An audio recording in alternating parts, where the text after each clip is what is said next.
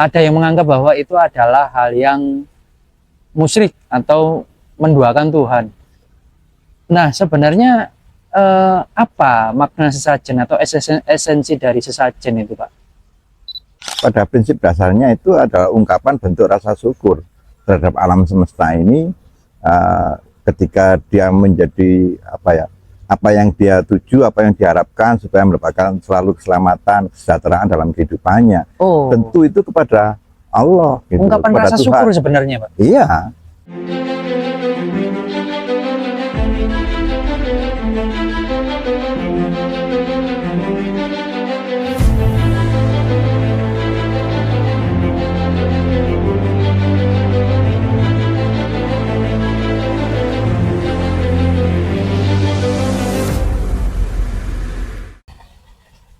Pak Wisnu, Ya. jadi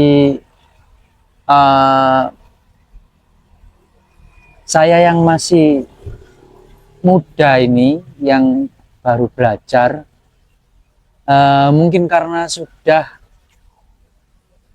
ada doktrin ya dari kecil bahwa ya kalau Islam kan tidak mengenal hal-hal yang seperti ini. Jadi saya ingin bertanya itu tentang sesajen, Mbak, atau sesaji. Kalau di Islam kan tidak ada istilah yang seperti ini, Mbak. Jadi saya kenalnya itu setelah belajar ilmu Kawruh Jawa, terus mengenal sesaji atau sesajen itu. Jadi ada yang menganggap bahwa itu adalah hal yang musyrik atau menduakan Tuhan.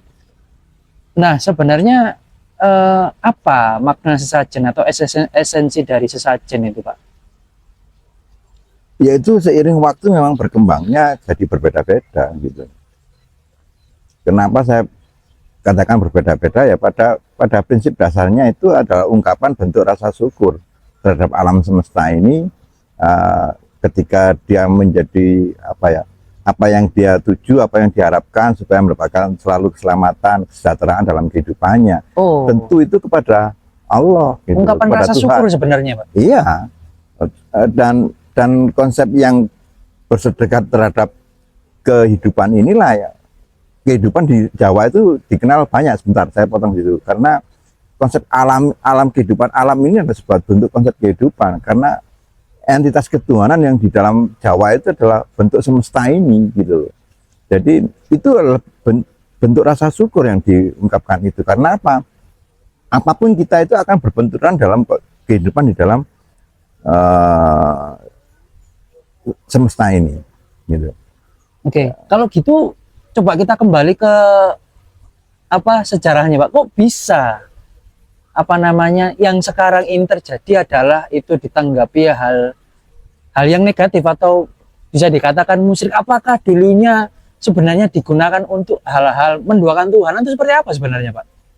Ini nggak ada hubungannya dengan mendoakan Tuhan. Nah, makanya ini yang saya sampaikan tadi, ketika kita itu mendapatkan untuk ke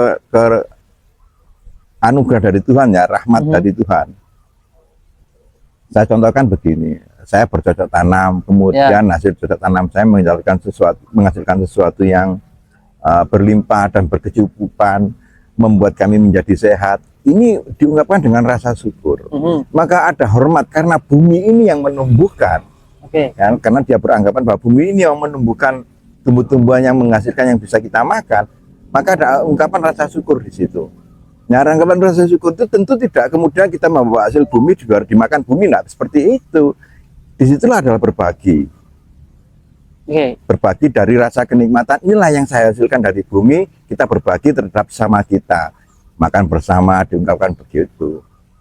Nah, tapi tidak ada bentuk persembahan untuk ini bumi atau yang bau reksa ini ada makanan yang untuk makhluk halus misalnya. Ya, enggak seperti itu, enggak jauh dari itu.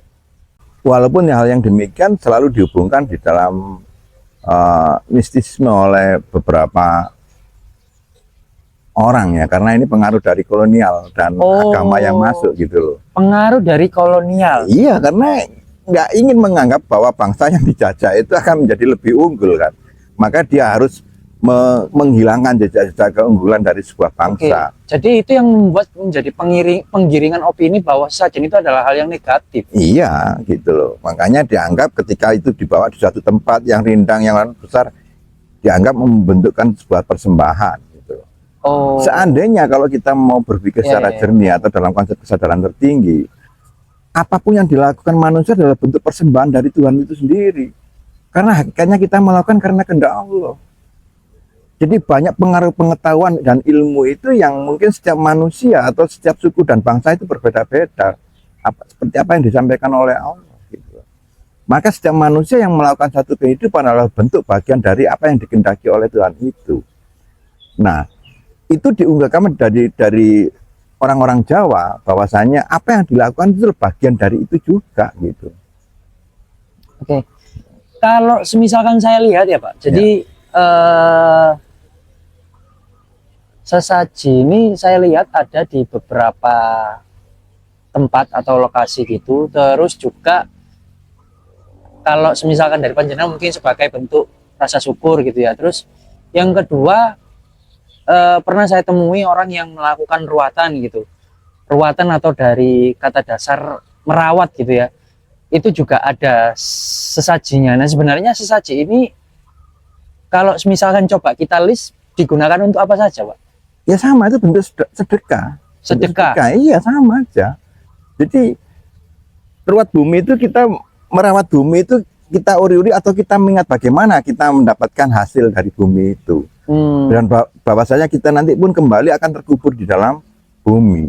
Sebuah kenikmatan di dalam kehidupan itu kan dihasilkan dari sumber bumi itu. Ya. Maka ketika kita menguri-uri atau kita merawat bumi itu, kita mempunyai sebuah kepercayaan bahwa orang Jawa itu ketika kita bisa merawat bumi ini akan mendapatkan hasil kehidupan yang lebih baik, dijauhkan dari bencana yang berhubungan dengan bumi dan sebagainya. Gitu. Karena itu doa juga ya. Nah, pada saat itu kita merasa bersyukur, kemudian kelebihan dari harta atau kelebihan dari sebuah pendapatan penghasilan bumi itu disedekahkan untuk kita makan bersama-sama untuk mengingat dalam kelompok yang besar bahwasanya seperti inilah kehidupan.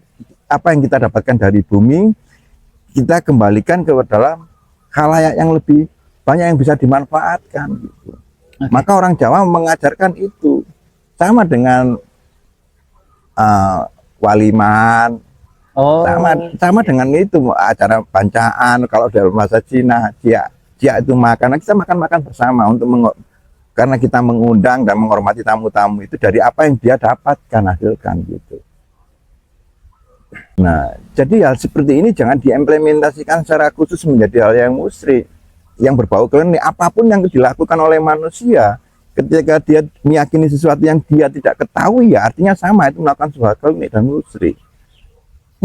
jadi itu hanya seperti ini, gitu. Ya mungkin secara perjalanan spiritual saya pribadi, mungkin saya pernah ada di posisi itu dulu ya Pak. Jadi karena nggak tahu itu, akhirnya menganggap saya ya apa sih gitu.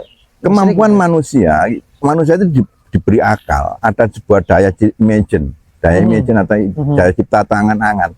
Itu akan menjadi lebih kuat ketika dia memfokuskan sesuatu dan melakukan sesuatu hal yang mungkin ya sah-sah saja manusia itu melakukan urusannya sendiri-sendiri, hukumnya sendiri-sendiri.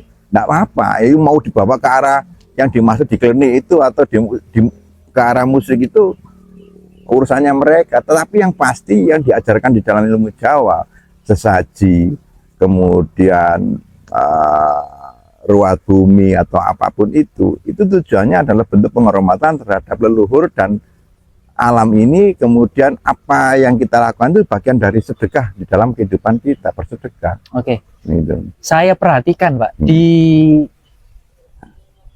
dalam satu rangkaian sesaji itu banyak macamnya Pak. Jadi itu semua isinya menggambarkan apa yang dapat sebuah kenikmatan yang diberikan oleh bumi dalam kehidupan.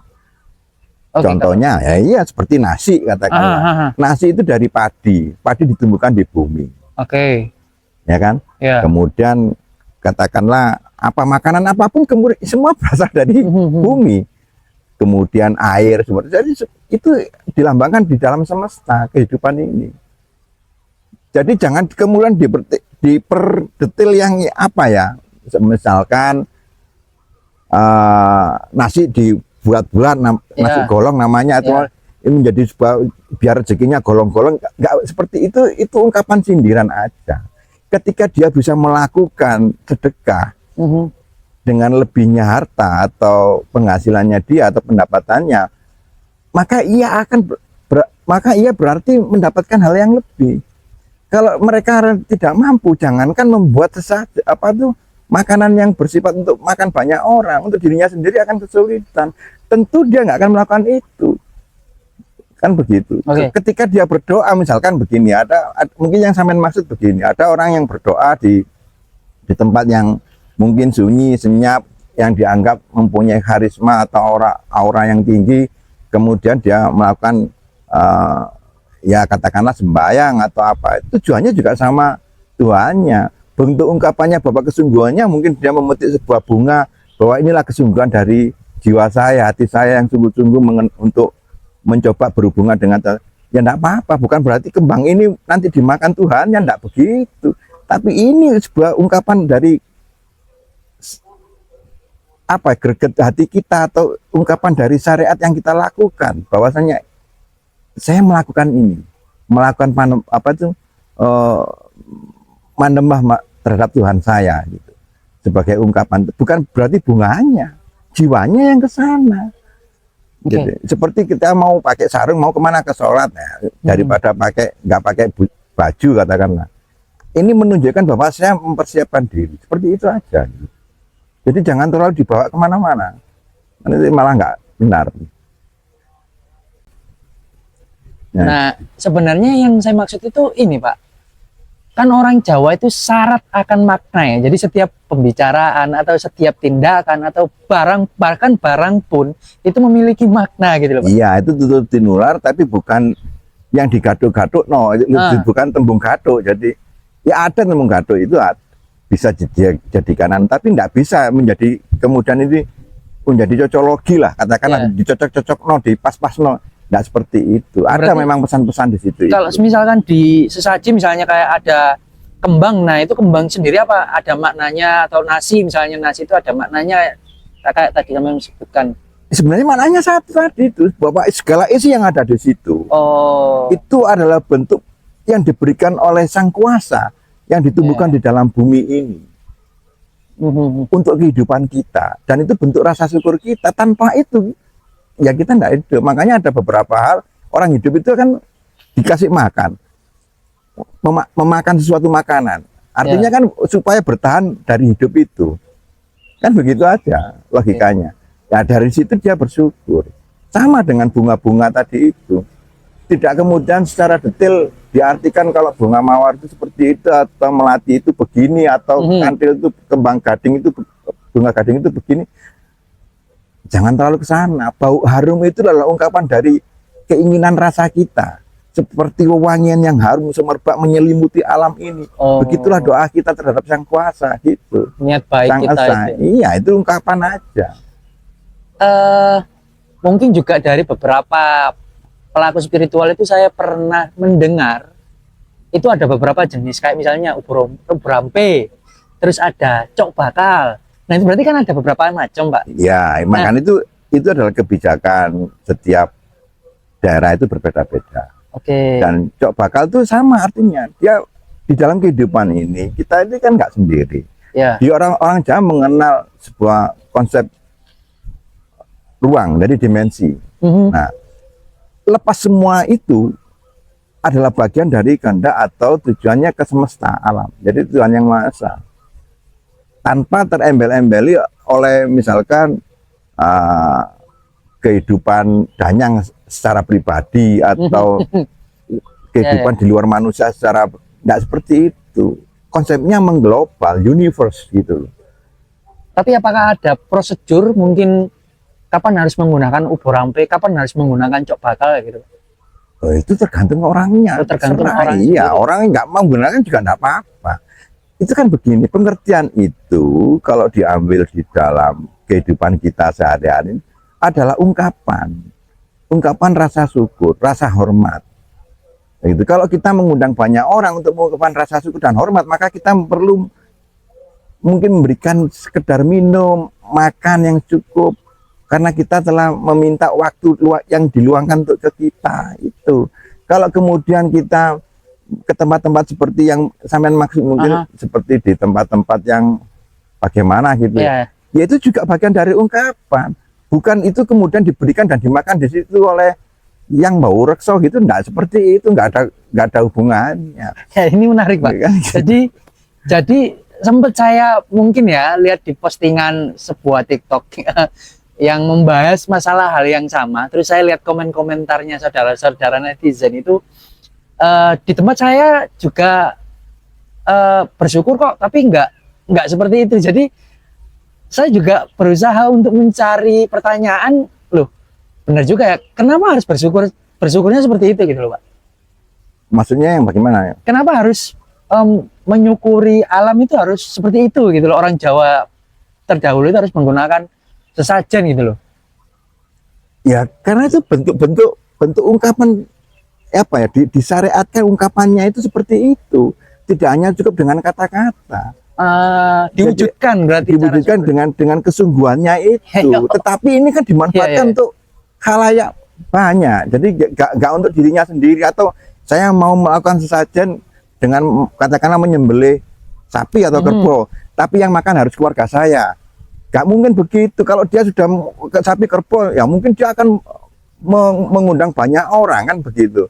Artinya dia menghormati mereka yang datang ke sini. Dia hormat dengan memberikan makan minum itu karena rasa bersyukurnya dia. Ayo kita berdoa bersama-sama bahwa segala sesuatunya ini karena diberkahi oleh Allah atau Tuhan semesta, kayak gitu.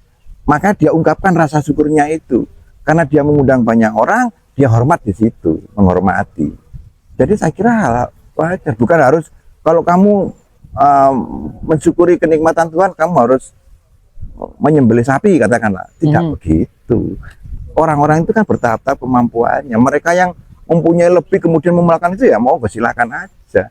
Yang pasti itu tidak dipersembahkan untuk kehidupan selain manusia gitu loh. Yaitu untuk kepentingan manusianya, untuk sesamanya gitu. Oke. Jadi tidak disuguhkan, atau katakanlah yang bakar dupa katakanlah. Sebenarnya dupa ini tidak dikhususkan. Kenapa harus kalau bakar dupa nanti demitnya datang, katakanlah gitu, atau lupa beli dupa itu setannya banyak kok, kasih makan anak cucunya semua itu kan dikasih bayaran. Kalau gitu ke pabrik dupa itu baunya yang harum gitu banyak setannya.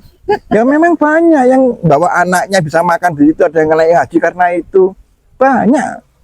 Jadi jangan diartikan ke hal yang terlalu nggak benar itu. Kadang-kadang saya juga sempat bingung. Jadi kalau semisalkan